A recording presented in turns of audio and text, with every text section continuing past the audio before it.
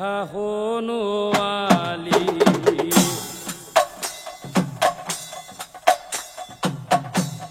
যমুনাৰে বালি চিৰদিন নাথাকো ৰৈ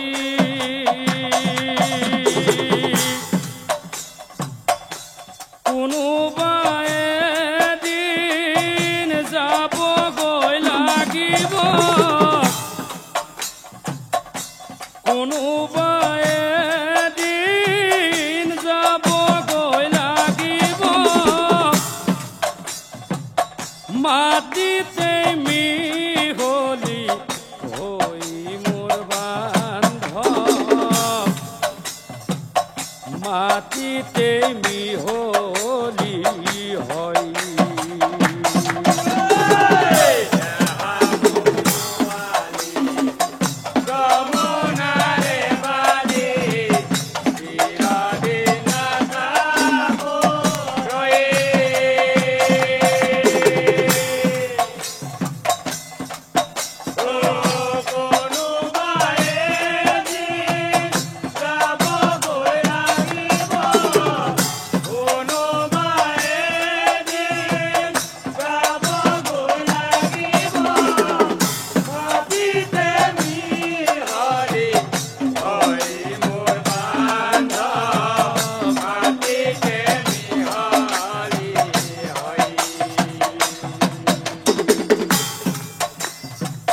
দেহা হনুৱালি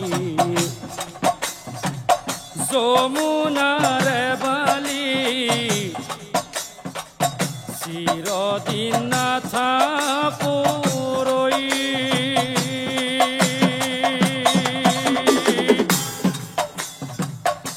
কোনোবাই এদিন যাবগৈ লাগিব কোনোবাই এদিন যাবগৈ লাগিব মাটিতে মিহলি হৈ মোৰ বান্ধৱ মাটিতে মিহলি হৈ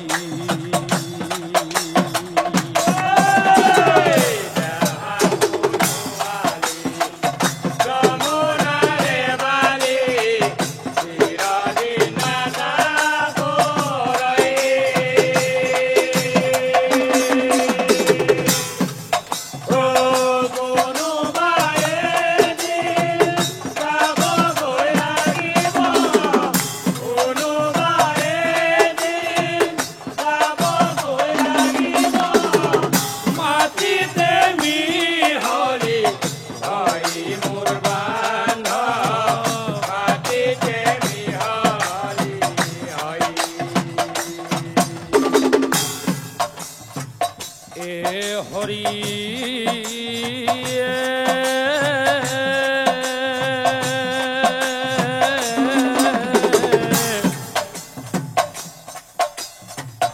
ধন ধন বুলি মই ধন সাচিলো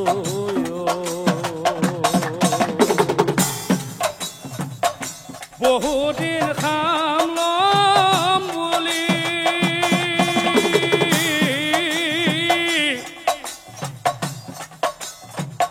ধনুৰব পৰি দেহা যাব চলি ধনুৰব পৰি দেহা যাব চলি ধনুৰব পৰি দেহা যাব চলি ধনুৰব পৰি দেহা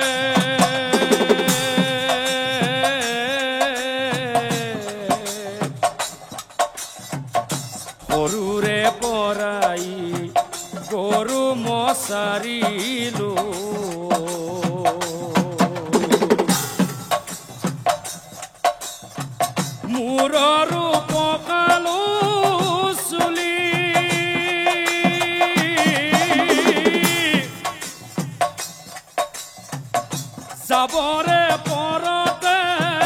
টানি বাহিৰ কৰে যাবৰে পৰতে টানি বাহিৰ কৰে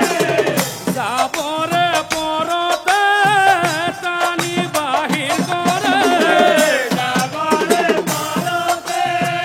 টানি বাহিৰ কৰে ঘৰ চোৱা যাব বুলি মোৰ বান্ধ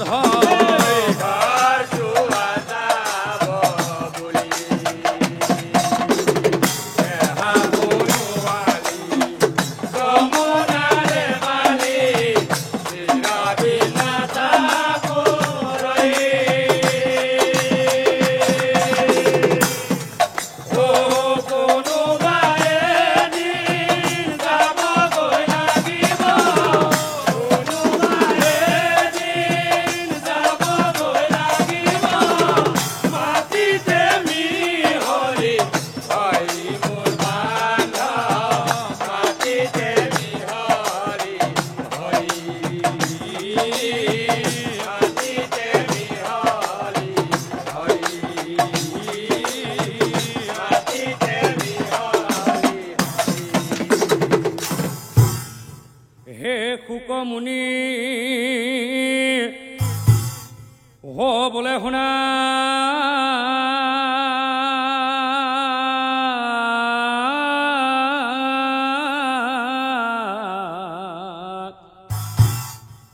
হো ৰজা পৰীক্ষিত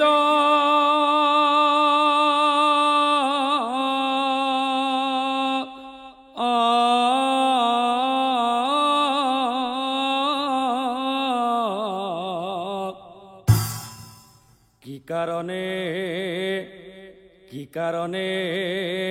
কৃষ্ণই যজ্ঞ পাতে ও প্ৰভাহৰ্তি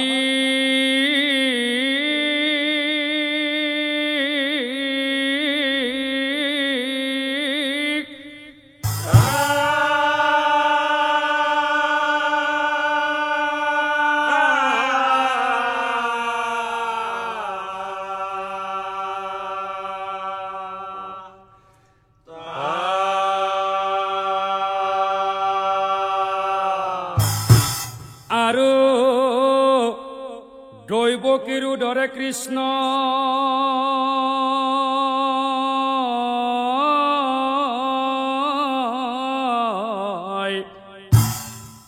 হো জনমল ভিলা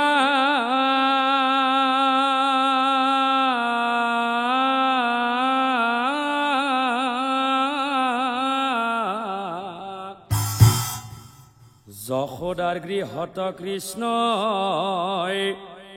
ও পালন হো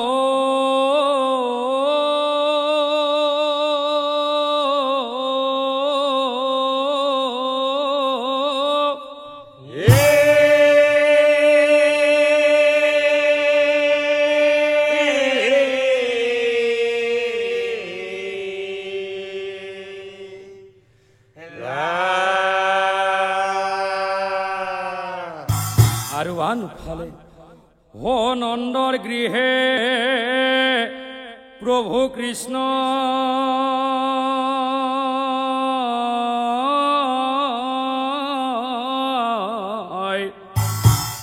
হে বাঢ়ে দিনে দিনে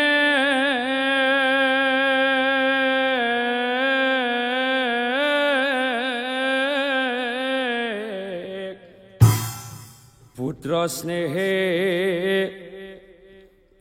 স্নেহে দৈৱকীয়ে ও কান্দে সংসাৰ কাৰা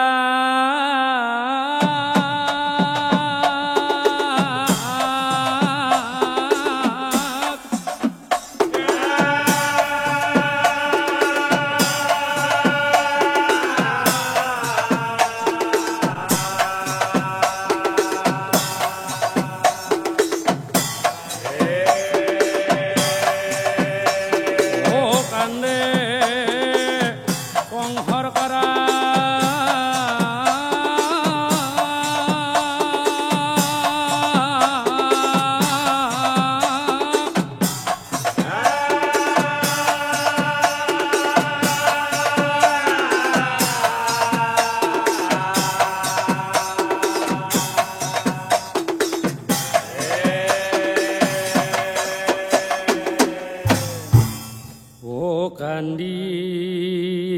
আছে দৈব কি ভাগ্য কসুৰি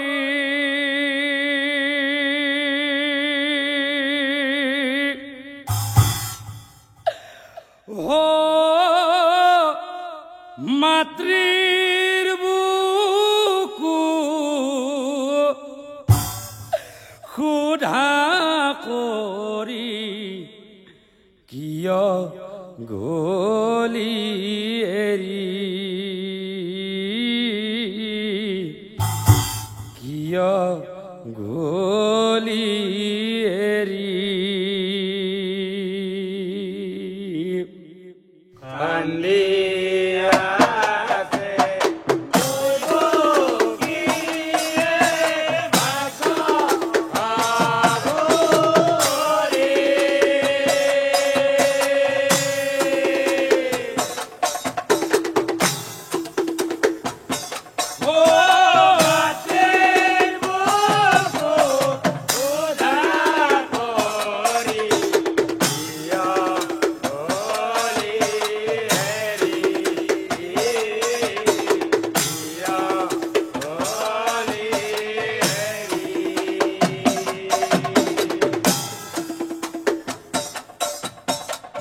দৈব কিৰ দুখ দেখি প্ৰভু নাৰায়ণ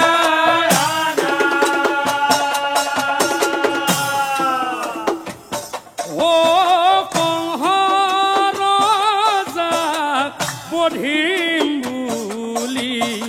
স্থিৰ কৰে মন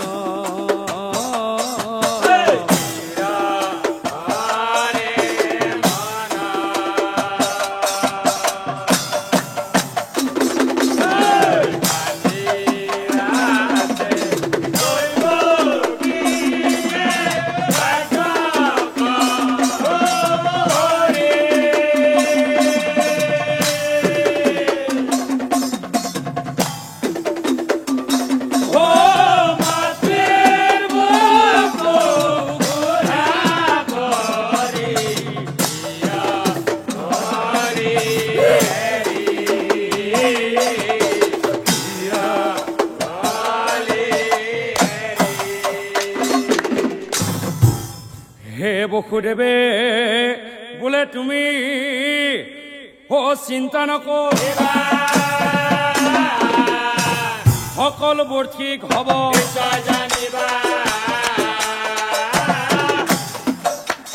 সকলোবোৰ ঠিক হ'ব আৰু শুনা প্ৰিয় এদিন নহয় এদিন পুত্ৰই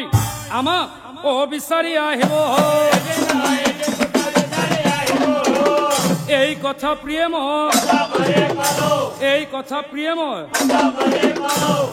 এনেকৈ কিছুদিন পাৰ হৈ গ'লা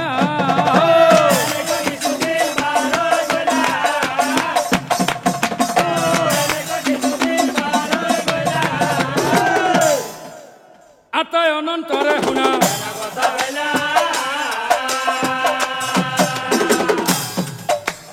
আটাই অনন্তৰে শুনা আৰু আনফালে কংসক বধিম বুলি কৃষ্ণই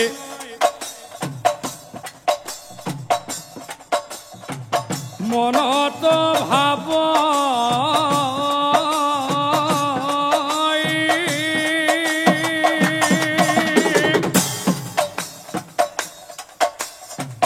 দাদা বলৰাম কৃষ্ণৰ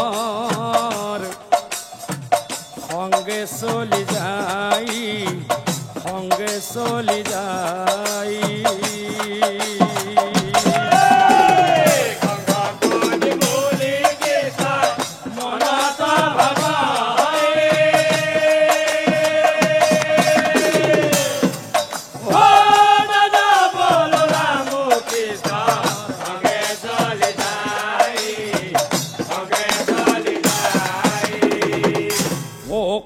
অবধি প্রভু কৃষ্ণয় মাতৃকুঠারী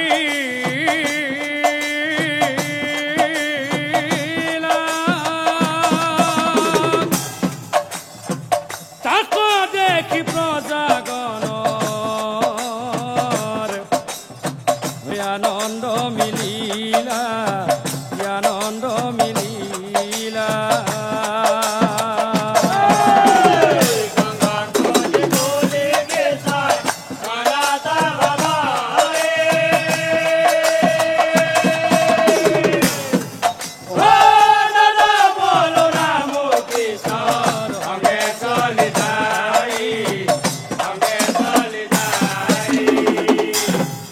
পুত্র পায় দৈব কির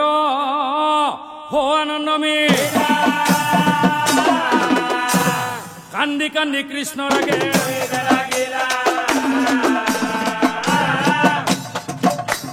কান্দি কান্দি কৃষ্ণ রাগে হো কান্দি কান্দি দৈব কিয়ে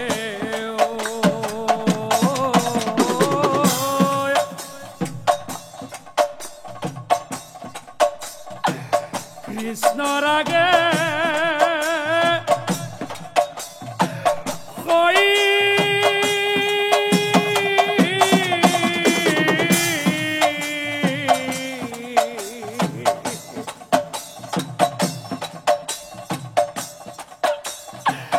মাতৃ হই পুত্রকেরি থাকিম কেনে করিও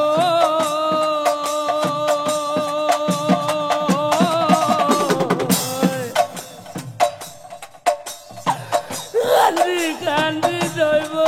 কিয়ে কান্দি দৈব কিয়ে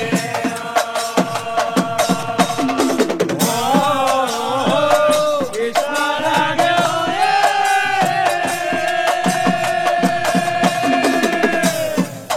ও মাতৃ হয়ে পুত্রকেরি থাকিম কেনে করিও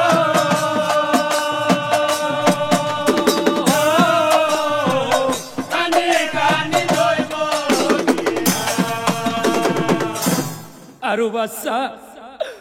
ও দশ মাহ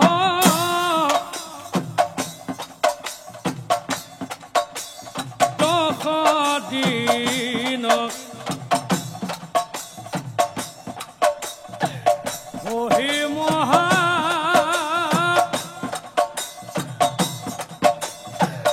ভাৰত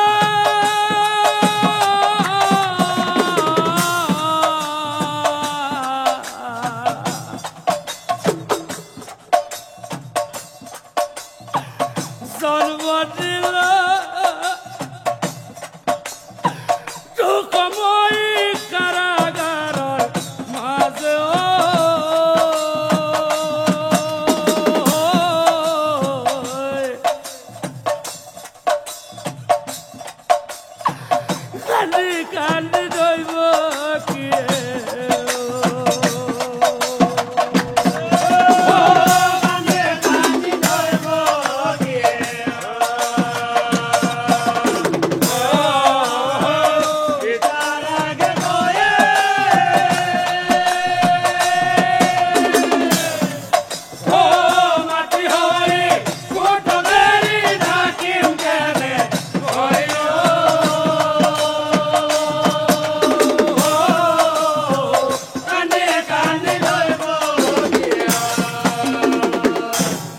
কৃষ্ণই বোলে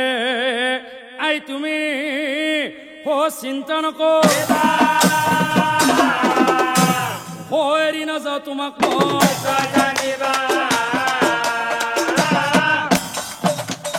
এৰি নাযাওঁ তোমাক মই হো এনেকৈ কিছুদিন পাৰ হৈ গ'লা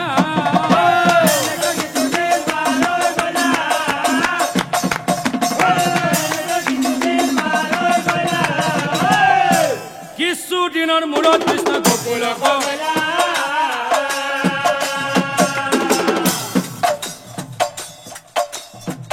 দিনৰ মূৰত কৃষ্ণই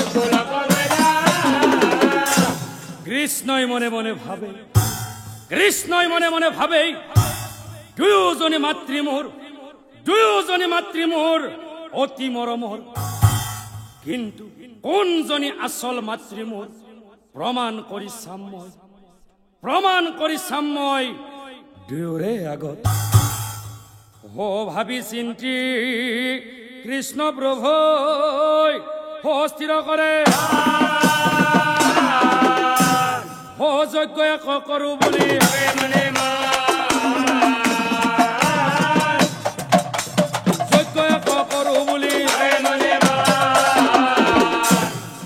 আৰু তাৰ পিছত মায়া ৰহা কৰ হৰি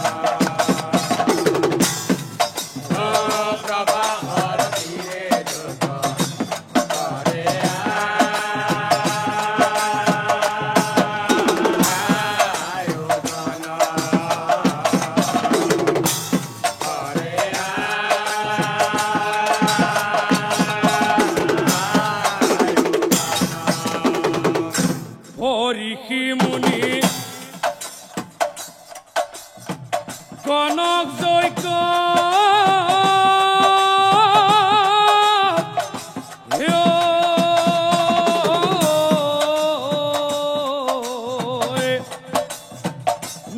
নিমন্ত্ৰণ দিলা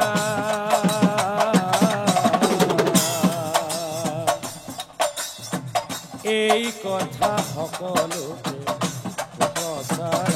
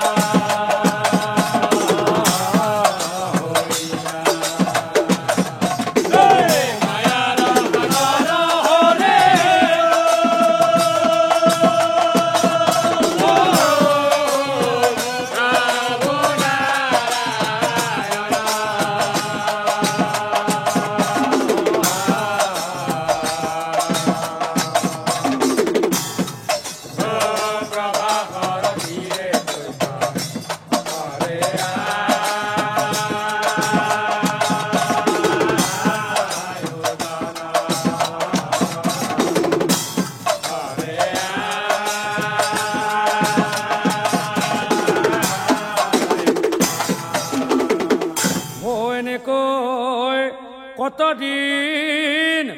পার হই কথা নারদ মুনি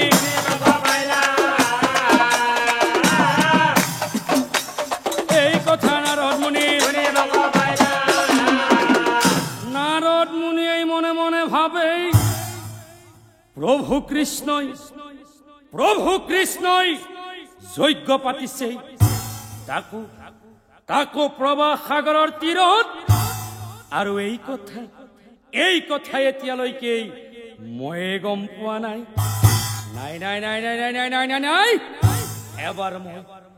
এবাৰ মই প্ৰভুৰ ওচৰলৈ গৈ এই সকলোখিনি কথা প্ৰভুক এবাৰ নিজেই সুধি অহাটোৱেই ভাল হ'ব। আৰু তাৰ পিছত ৰাতিপুৱাই উঠি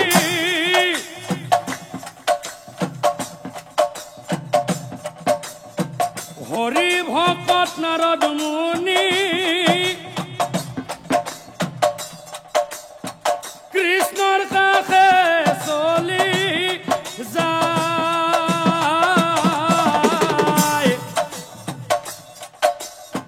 কৃষ্ণক চাই নম্ৰ সুৰে কয় নাৰদ মুনি আহিলো মই তোমাৰ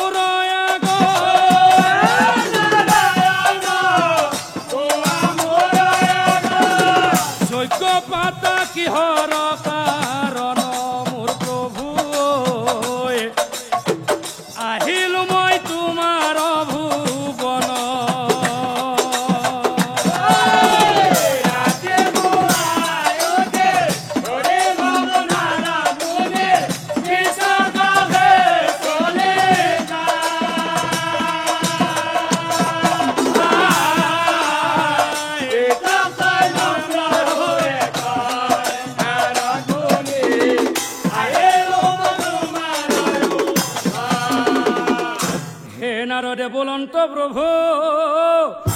কিনো যজ্ঞ ও প্ৰভু যজ্ঞৰ দায়িত্ব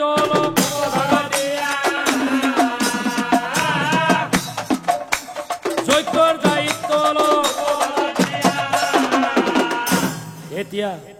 এতিয়া প্ৰভু শ্ৰীকৃষ্ণই নাৰদ মুনিক চাই কৈছে কৃষ্ণই বোলে শুনা নাৰদ মোহৰ বচন কৃষ্ণই বোলে শুনা নাৰদ মোহৰ বচন যজ্ঞৰ বাবে তুমি সকলোতেই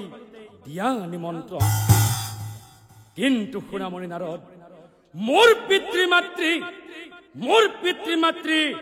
নন্দ যশোদাক তুমি এই যজ্ঞত নিমন্ত্ৰণ নিদিব এই কথা তোমাৰ আগত কলমই তুমি নিশ্চয় জানিবা নাৰদে বলন্ত প্ৰভু নকৰা সংহাৰ তোমাৰ কথা ৰাখিম মই হে বুলি নাৰদ মুনি হে বিদায় মাগিলা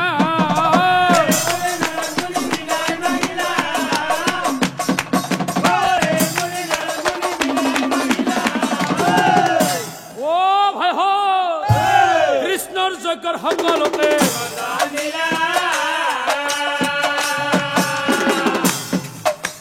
কৃষ্ণৰ যজ্ঞৰ সকলোকে হৈ কথা যশোদাই শুনিবা কান্দি কান্দি নন্দন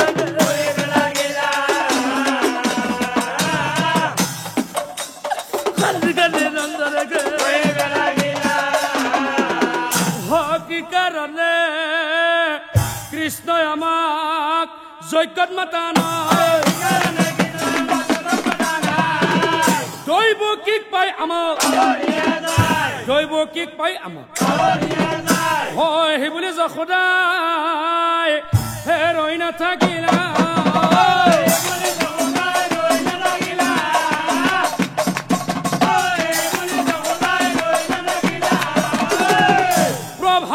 তীৰে গো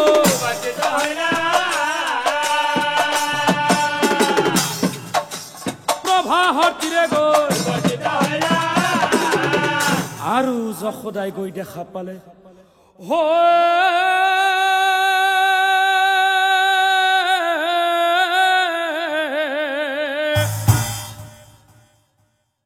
বসুদেৱ দৈব কি আছে কৃষ্ণৰ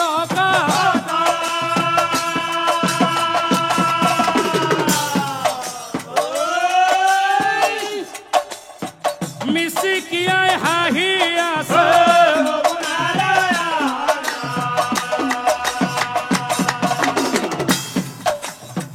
মিচিকিয়াই হাঁহি আছে হৈবোৰ দেখি যশোদাৰ অসহ্য নহয় কৃষ্ণৰ কাষত যাওঁ বুলি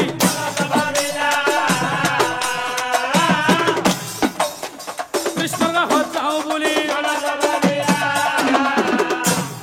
কিন্তু কি আচৰিত কথা কিন্তু কি আচৰিত কথা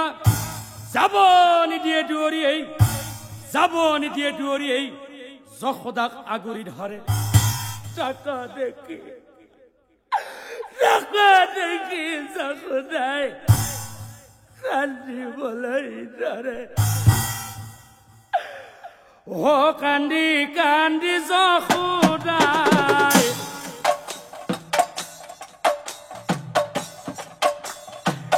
কৃষ্ণক মাতে গেৰিয়াই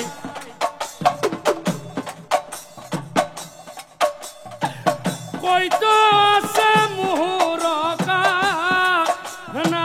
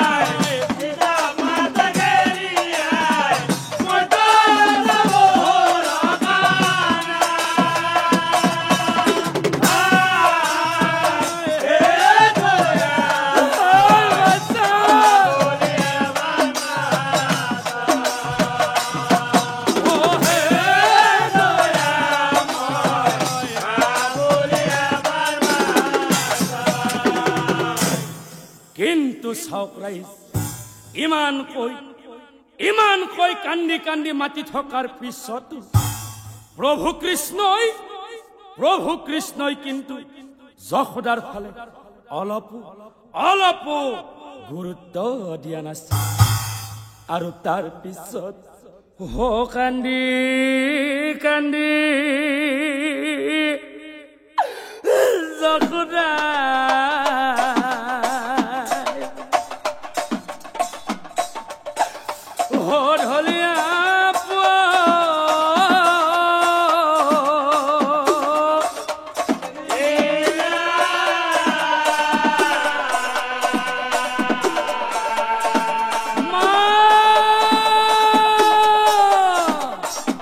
মামা বুলি কৃষ্ণ দৰিয়া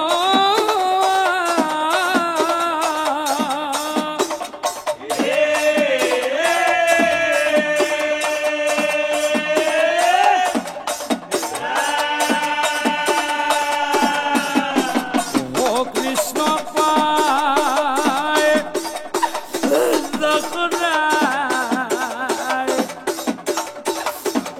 খাবতি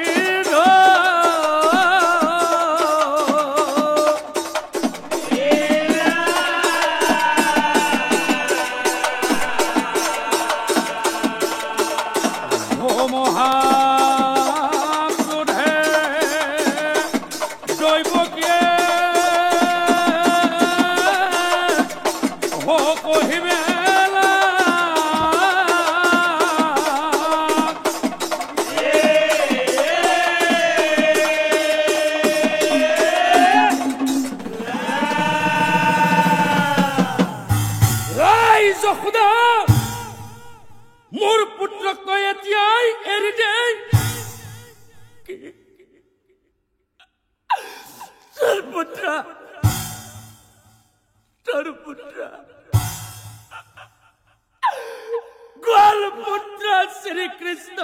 সকলোৱে জানে গোৱাল পুত্ৰ শ্ৰীকৃষ্ণ বুলি সকলোৱে জানে আৰু তই আহি আজি ইয়াত মাতৃ দেখাবলৈ আহিছ গতিকে মোৰ পুত্ৰক এৰি দিয়াৰ কোনো প্ৰশ্নই নুঠে কি এৰি নিদিও হে থাপ মাৰি দৈৱকীয়ে কৃষ্ণৰ হাতত ধৰ তাক দেখি যশোদায়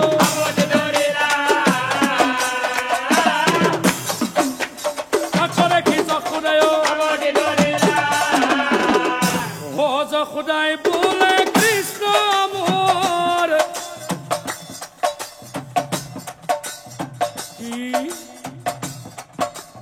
তোৰ ক'ত পাইছিলি কোনদিনা তই জন্ম দিছিলি দৈৱকী বোলে নহয় তোৰ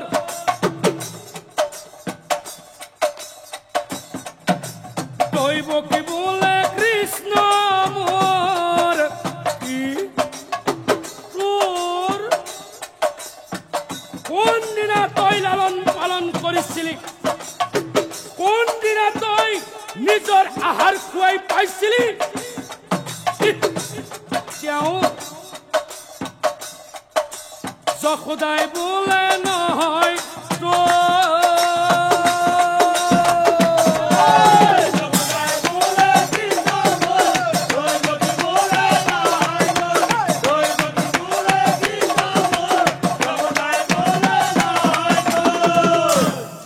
দুয়ো মাতৃৰ তৰ্ক দেখি কৃষ্ণই বিমূৰত দুয়ো মাতৃক চাই প্ৰভু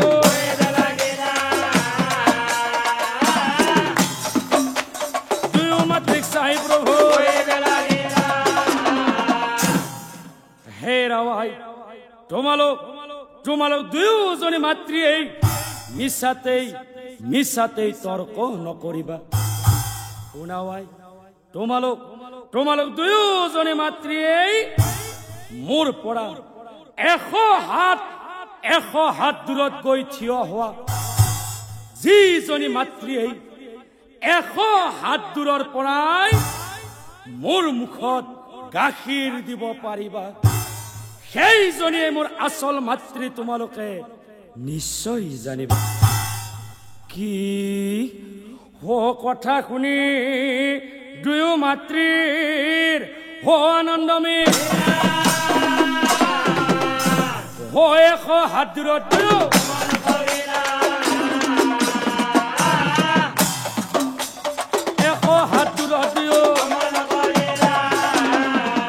দৈৱকীয়ে মনে মনে ভাবে অত কষ্ট কৰি 10 মাহ 10 দিন তোক মই নিজৰ গৰ্ভৰ মাজত ৰাখি কাৰাগাৰৰ মাজত তোক মই জন্ম দিলো গতিকে মোৰ গাখীৰ তোৰ মুখত আগেই পৰিব এই কথা মই আগতেই জানিলো আৰু তাৰ পিছত গাখীৰ দিব খোজে তাই গাখীৰ নোলায়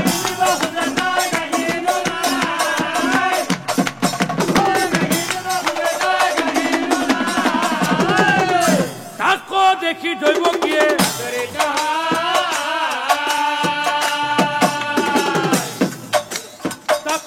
দৈৱকীয়ে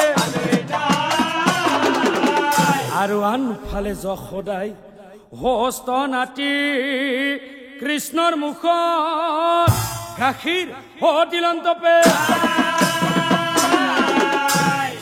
তাকো দেখি সকলোৱে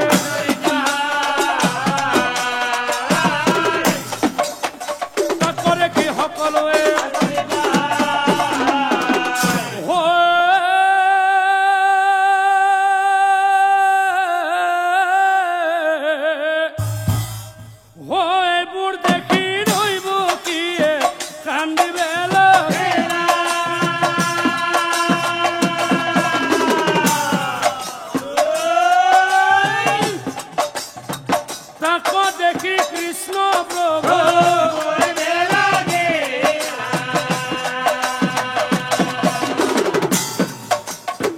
তাকে দেখি কৃষ্ণ প্ৰভু হে ৰাওয়াই তুমি মিছাতেই তুমি তৰ্ক নকৰিবা শুনাৱাই দুখ নকৰিবা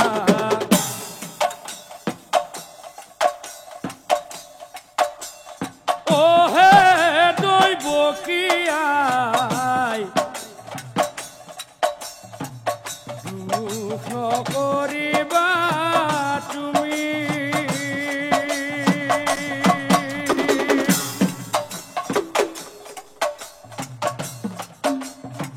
পূৰ্বৰ কৰ্মৰ ফলে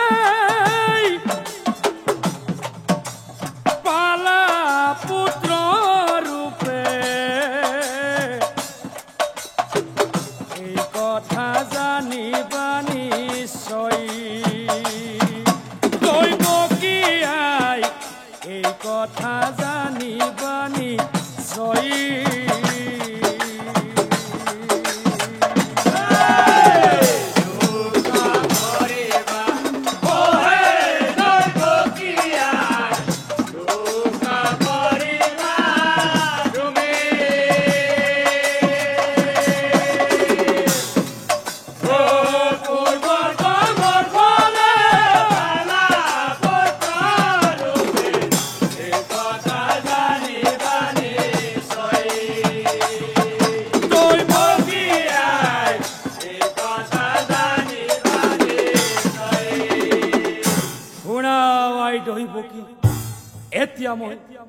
এতিয়া মই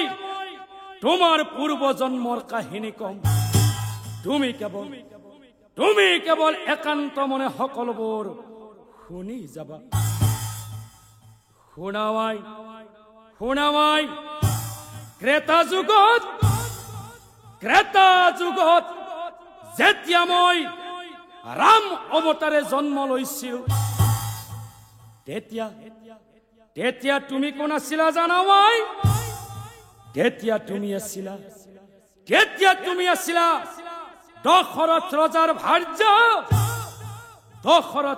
ভাৰ্যা কৈ আৰু তেতিয়া তুমি ৰামক পুত্ৰ ৰূপে পাবলৈ অৰ্থাৎ তুমি মোক পুত্ৰ ৰূপে পাবলৈ তুমি মনতে বৰকৈ আশা কৰিছিলা তেতিয়া তোমাৰ মনৰ ভাৱ বুজি মই তোমাক মনৰ মাজৰ পৰাই বৰদান দিছিলো কি বৰদান দিছিলো জানাৱাই যে তোমাৰ গৰ্ভত জন্মল ভীমময়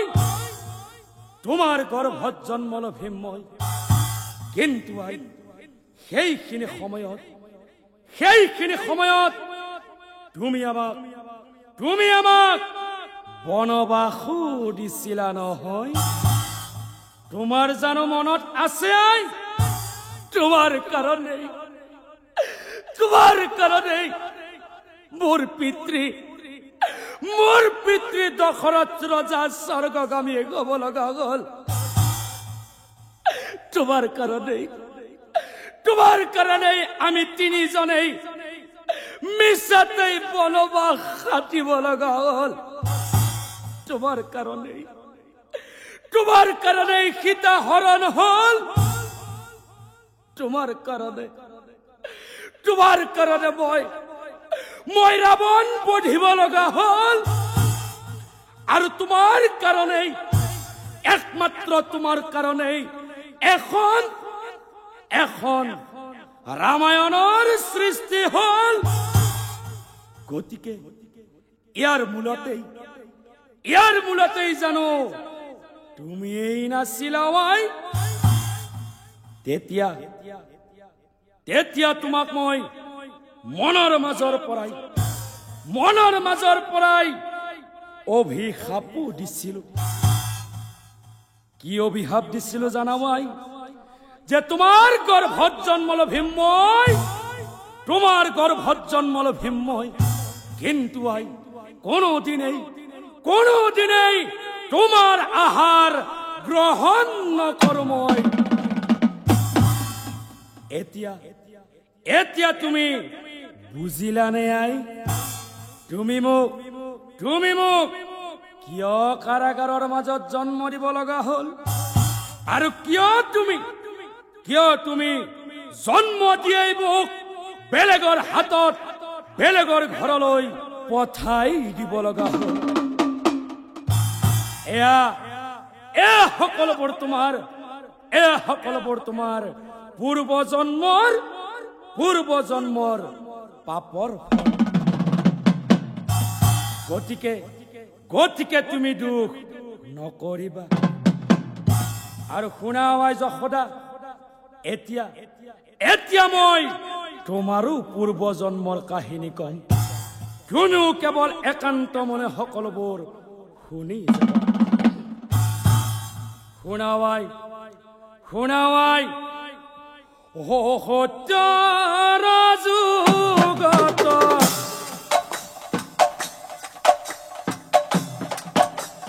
পূৰ্বৰ জনমত ধাৰাপতি আছিলা তুমি।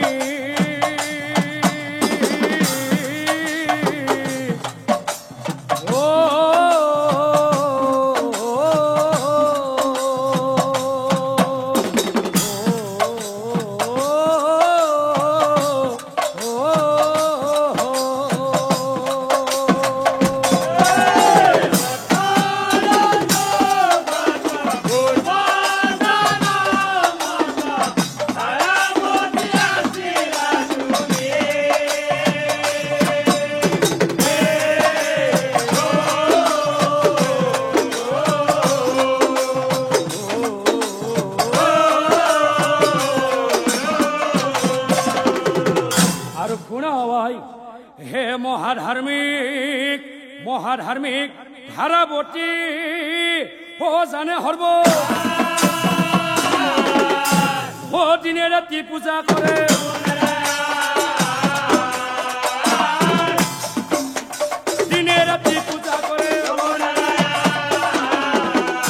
ধাৰাৱতীয়ে মনে মনে ভাবে, আৰে প্ৰভু, সতী সন্তান নাই প্ৰভু,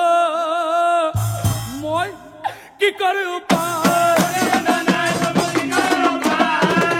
এনেকৈ আধা বয়স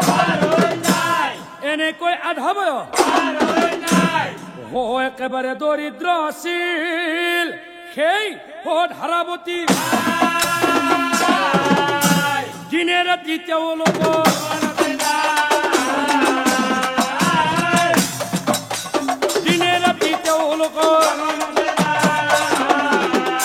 আৰু এদিনাখন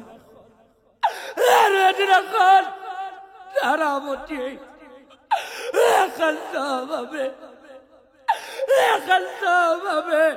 প্ৰভু নাৰায়ণক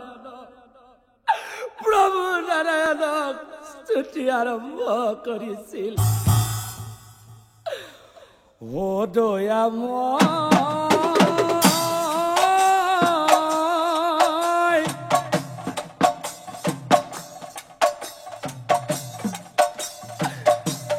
পেলাই দিলা মায়াৰ অহংকাৰে।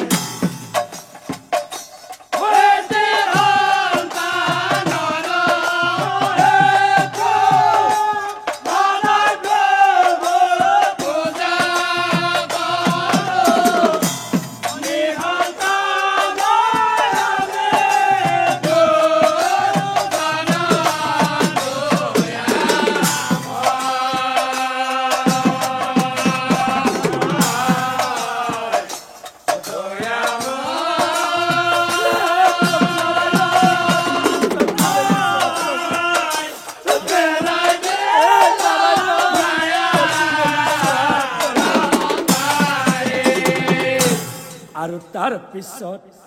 হে দ্ৰোণ ধাৰাৰ স্তুতি তুষ্ট অ হইলা নাৰদ প্ৰমাণ কৰি চাও বুলি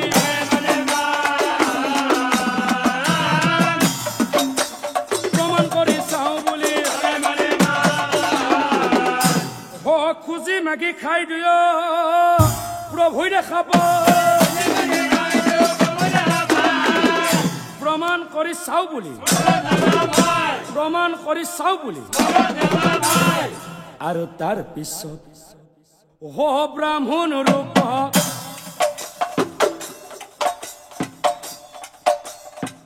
হৰি প্ৰভু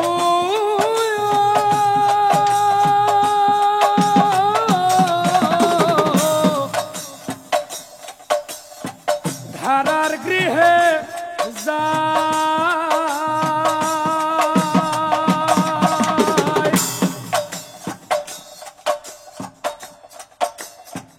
ভিখাৰী ৰূপ ধৰে প্ৰভু ধাৰাৱতী ৰাগে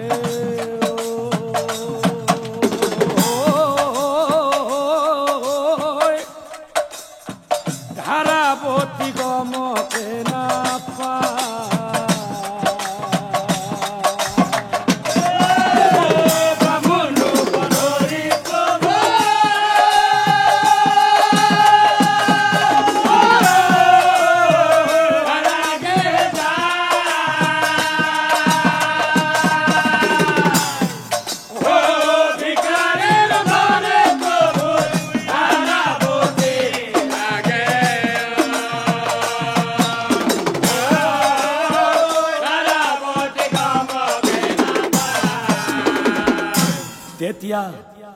তেতিয়া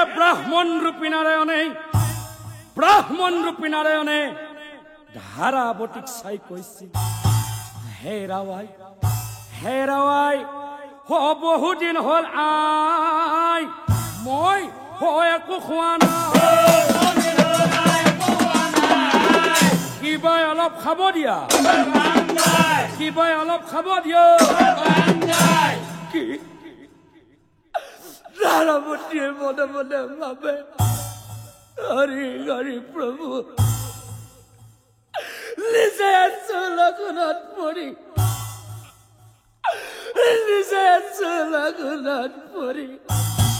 এতিয়া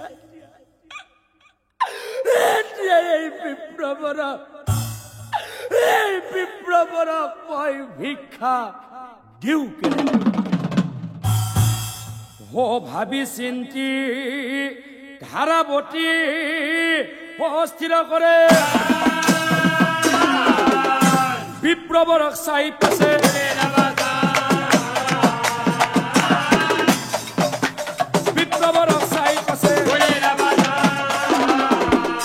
আহক বিপ্ৰবৰ আহক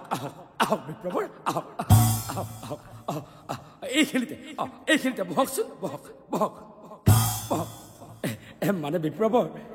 আপুনি আহিছে মোৰ বৰ ভাল লাগিছে বিপ্ৰবৰ মোৰ সঁচাকৈ মোৰ বৰ ভাল লাগিছে বহকচোন বহক বিপ্ৰবৰ কিন্তু আপুনি আজি বৰ বেয়া সময়ত আহিলে বিপ্ৰবৰ আপুনি বেয়া নাপাব আপুনি বহকচোন বহক মানে কথাটো হ'ল আজি মানে মোৰ স্বামী ঘৰত নাই এইফালে কেনেকে কওঁ মানে বিপ্ৰবৰ হে প্ৰভু ভগৱান মানে বিপ্ৰবৰ ঘৰত খাবলৈ একো নাই আপুনি বেয়া নাপাব বহকচোন বহক অকমান সময় বহক মই আপোনাৰ কাৰণে কিবা অলপ খোৱা বস্তুৰ এতিয়াই যোগাৰ কৰি আছো আৰু তাৰ পিছত ধাৰাৱতীয়ে প্ৰভু নাৰায়ণক চিন্তা কৰিছিল প্ৰভু নাৰায়ণ তুমি মোক উপায় দিয়া প্ৰভু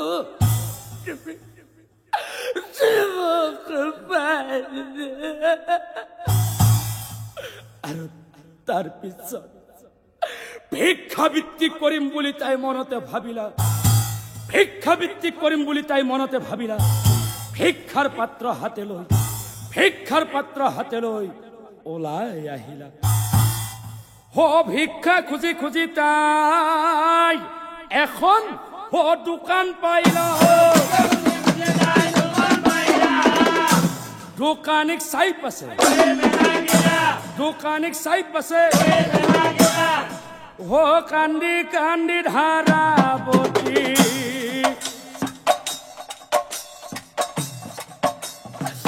দোকানিক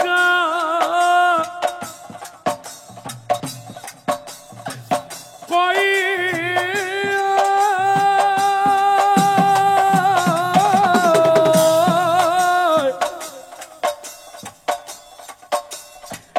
দোকানিক কই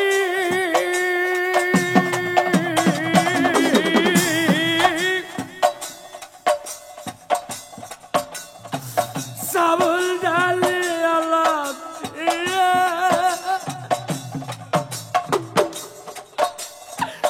চাউল ডালি অলপ ভোকে প্রাণ যাই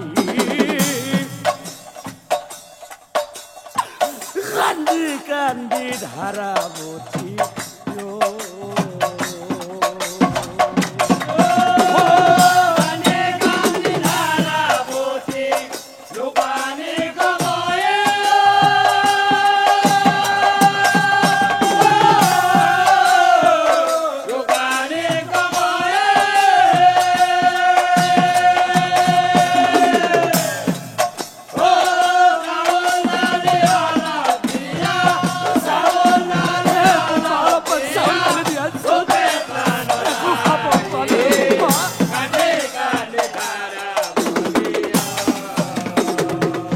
আর শুনাচোন দোকানী বোপা স্বামী আজি ঘৰত নাই।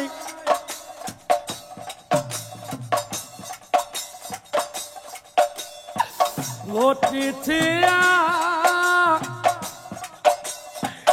হিছে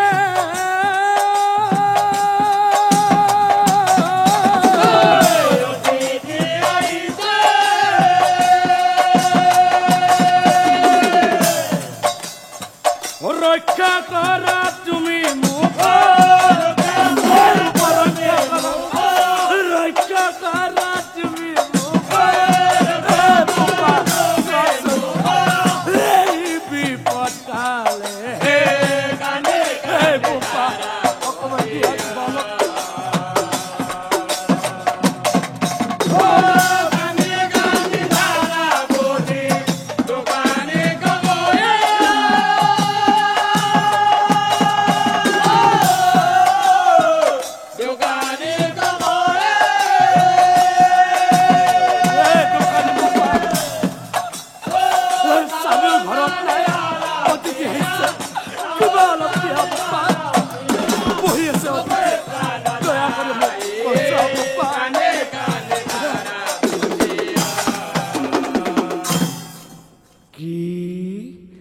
আর শুনাচোন দোকানী বোপা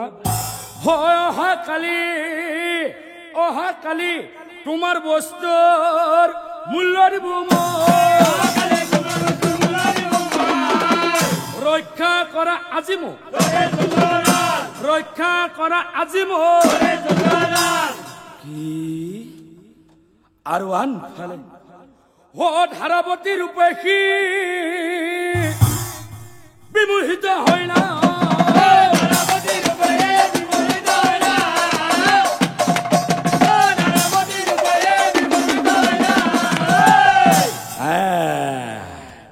মনে মনে দোকানিয়ে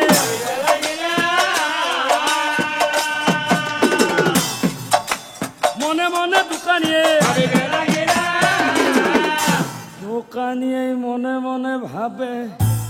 নাই নাই নাই নাই নাই নাই নাই নাই নাই নাই নাই এই সুযোগ আজি মই এৰি দিয়াত নাই, এই সুযোগ আজি মই এৰি দিয়াত নাই। ধাৰাৱতীক চাইহি নম্ৰ সুৰে কয়,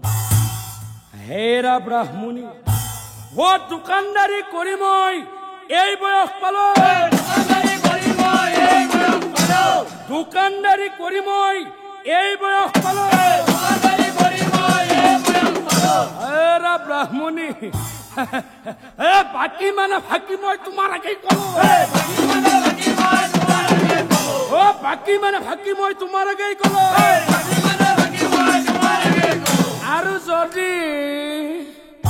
আৰু যদি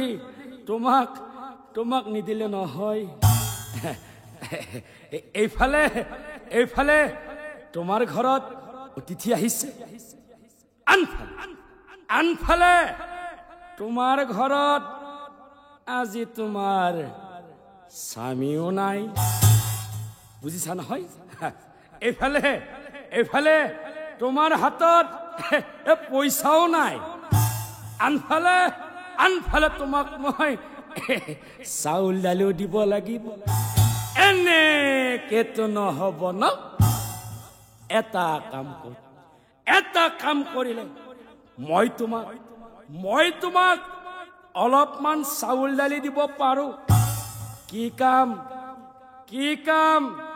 জানাৱাই? তুমি কি কৰিব লাগিব জানা? তুমি বাউস্তন কাটি তুমি দিয়া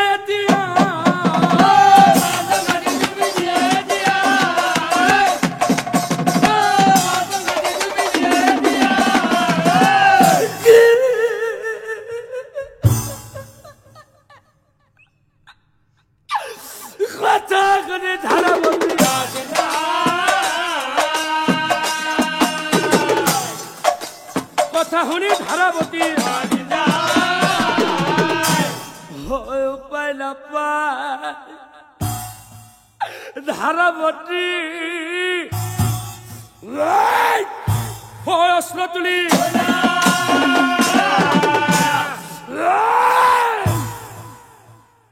বাউস্তন কাটি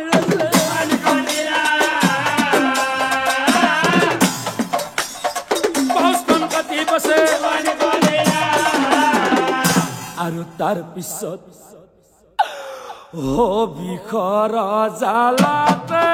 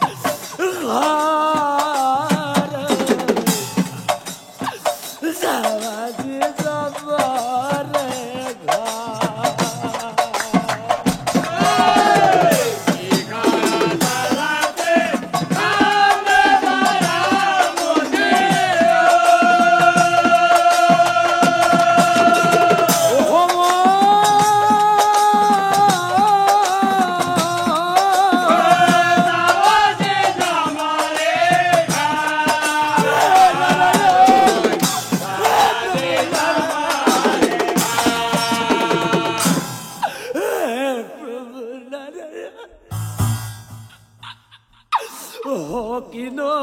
পাপৰ ফলে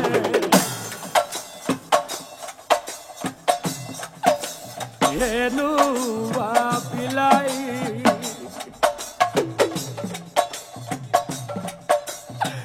কিনো কৰিছিল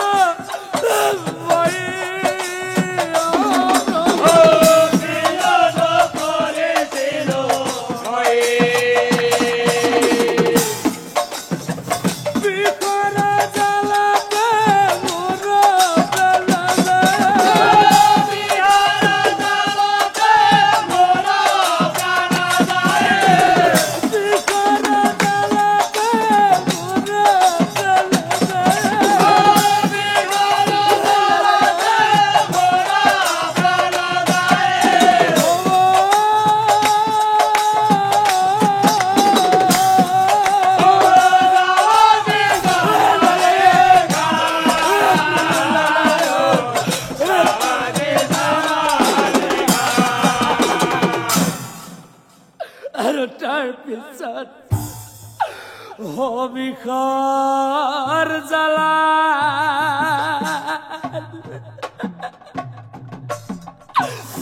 ধাৰাৱতী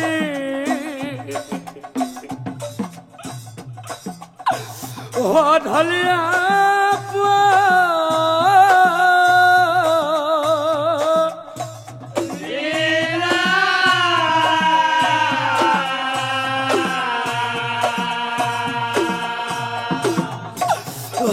ধাৰা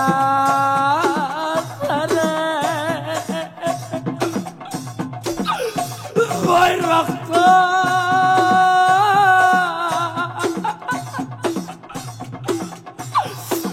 বিকে জৰ্জৰিত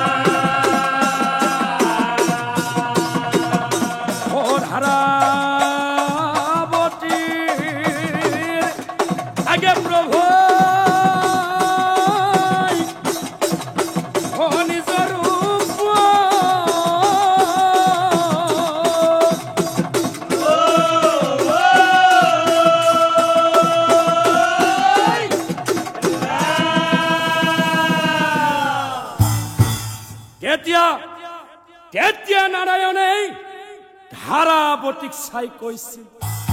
হে ৰাৱাই, হে ৰাৱাই, তোমাৰ স্তুতিত তুষ্ট হৈ আহিলো মই তোমাৰ ওচৰ প্ৰমাণ কৰি চাও বুলি আহিছিলো মই তোমাৰ অভুৱ। শুনাৱাই যি স্তন কাটি তুমি আজি মোকেই অতিথি সেৱা কৰিবলৈ ওলাইছিলা, মনত ৰাখিবা বাই, এদিন নহয় এদিন তোমাৰেই কোলাত উঠি তোমাৰেই কটা স্তন খাই মই ডাঙৰ দীঘল হম আই, তুমি নিশ্চয় জানিবা। এতিয়া তোমালোক দুয়োজনী মাতৃয়ে বুজিলানে মই কিয় আজি এই প্ৰবাহ সাগৰৰ তীৰত এই যজ্ঞখন পাতিব লগা হ'ল, আৰু কিয় মই নিজেই যজ্ঞ পাতি নিজৰ এই পিতৃ মাতৃক এই যজ্ঞত মই নিমন্ত্ৰণ নিদিলো। হে ৰাৱাই, মই আচলতে তোমালোকৰ প্ৰমাণহে চালো। শুনাৱাই, আচলতে তোমালোক দুয়োজনীয়েই মোৰ আই, কিন্তু দৈৱকী যিজনী মাতৃয়ে মোক কেৱল জন্মহে দিলে, আৰু জন্ম দিয়াই তেওঁ মোৰ সকলোবোৰ দায়িত্ব পাহৰিয়েই পেলালে। আনফালে যশোদা যিজনী মাতৃয়ে অত কষ্ট কৰি মই তেওঁৰ নিজৰ সন্তান নোহোৱাৰ পিছতো তেওঁ মোক নিজৰ এই বুকুৰ মাজত বান্ধি নিজেই তেওঁ মোক আহাৰ খুৱাই নিজেই শাসন কৰি লালন পালন কৰি তেওঁ মোক এইটো বয়সলৈ আনিলে। গতিকে যশোদাই হল মোৰ আচল মাতৃ, যশোদাই হল মোৰ আচল মাতৃ যশোদাই হল মোৰ আচল মাতৃ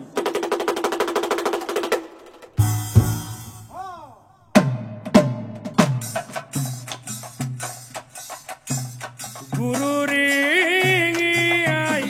ৰিঙিয়াই ও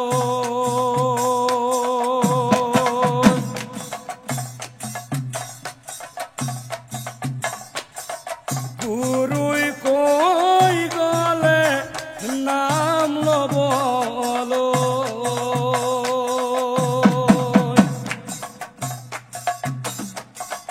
ও নাম লবা গধূলি